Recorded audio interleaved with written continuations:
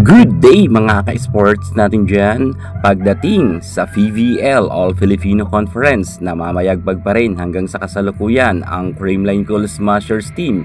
Pero alam nyo ba, pagdating sa national team lineup ay halos karamihan ng mga players dito ay initsapwera nga lang at hindi sila masyado kinuha para nga maging lineup na panlaban sa international. Bakit sa kabila ng kasikatan at maraming ang napatunayan ang Creamline Cool Smashers sa PVL ay hindi sila nakakasama sa national team? Ang Creamline ay meron na ngang 11 gold medal, 7-time PVL All-Filipino Conference, 2-time PVL Reinforced Conference at 2-time PVL Invitational Conference. Yan yun mga napatunayan na record ng Creamline Cool Smashers na kung saan wala pang nakakabit sa kanila kahit anong team ay hindi pa nga tumapat sa Creamline Cool Smashers sa dami ng napatunayan nila pagdating dito sa PVL.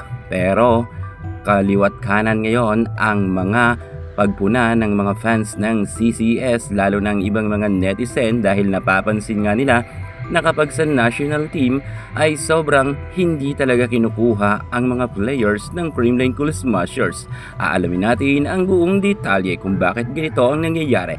Pero bago ang lahat, kung bago ka muna sa aking channel, subscribe na, i-click ang ating notification bell para lagi kang updated sa mga ganitong issue. Susunod na!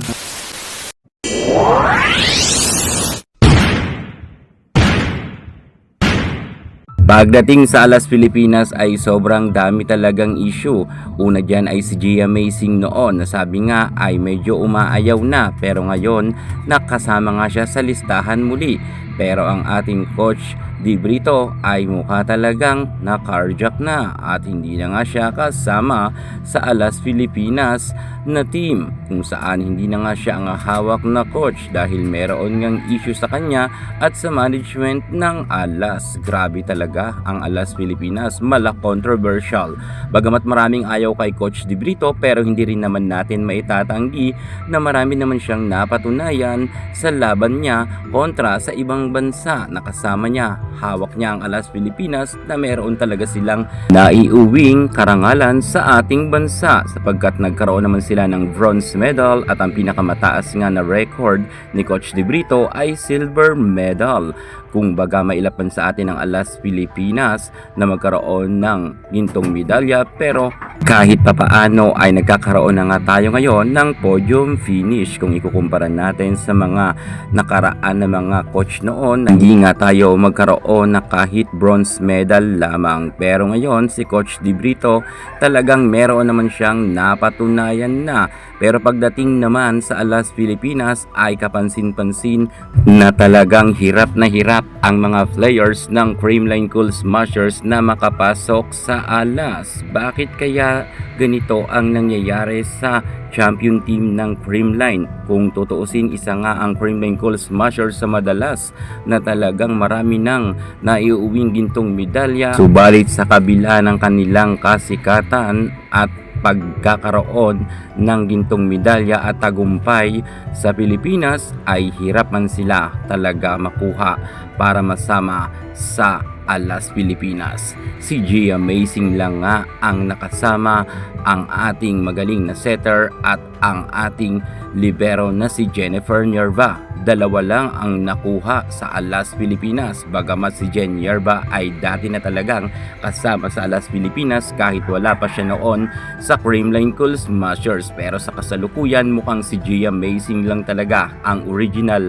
na player na galing sa Creamline Cool Smashers na napasama. Maila pa rin si Alyssa Valdez at ang kanyang mga kasamahan kagaya nga ni Tots Carlos at nila Pangs Panaga na talagang may ibubuga, lalo na nga ang ating Pangs Panaga na kung tutuusin isa na nga sa mga pinakamagaling na middle blocker, middle attacker ng Creamline. Pero olats pa rin nga sila napasama sa Alas Pilipinas. Naglabas na nga ang pamunuan ng Alas Pilipinas ng mga nagtitraining sa kasalukuyan.